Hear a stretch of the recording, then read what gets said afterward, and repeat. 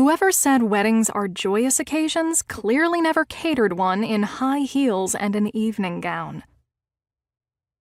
I winced behind the extravagant buffet table, shifting uncomfortably in my silver stilettos, and threw a cheerless glance across Luce della Vita's transformed dining room.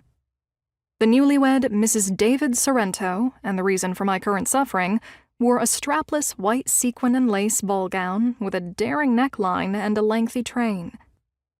Marrying for the second time at 41, Angela's first wedding took place at City Hall when she was 3 months pregnant with her daughter, Kimberly. In Angela's own words, this time was her first real wedding. Her opportunity to sparkle.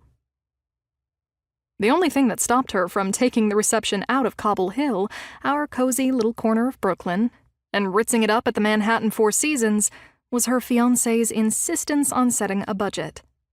David saw no excuse for wasting a fortune at someone else's establishment when his own restaurant provided the perfect venue.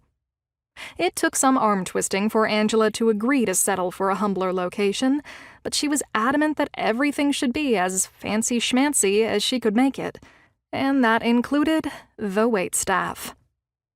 Over the course of a week, the entire first floor and rooftop of Luce della Vita had been scrubbed clean of its laid-back neighborhood vibe and transformed into something barely recognizable. Hanging installations of white flower garlands with twinkling lights covered every inch of wall space, and hundreds of pillar candles in tall glass cylinders accentuated the lavish centerpieces on every table. At any other time, I wouldn't begrudge Angela her dream wedding, or grumble about having to wear heels and the flowy, dark blue halter dress another caterer lent me on short notice. But after 3 hours of dashing up and down the restaurant stairs with wine bottles, I wanted to say adieu forever to all formal wear.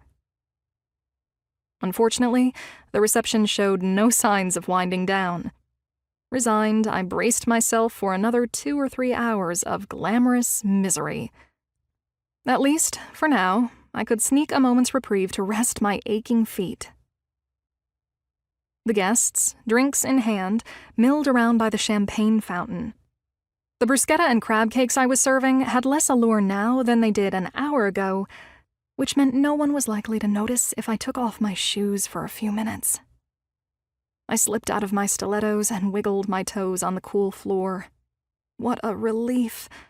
The polished wood felt like heaven under my feet. "Sandie, it's almost time to cut the cake!" My older sister nudged me as she hurried past in her slim black gown, carrying a tray of prosciutto and goat cheese stuffed figs. "Go around the room and see that everyone has a dessert plate. And please put your shoes back on. The last thing I need tonight is a fight with Angela." She dashed into the kitchen in the back, and I stifled a groan. At 38, petite and dark-haired, Catherine was as tireless as she'd been at 20, and with feet made of steel, apparently. Her heels, even higher than mine, hadn't stopped her from flying around the place all evening.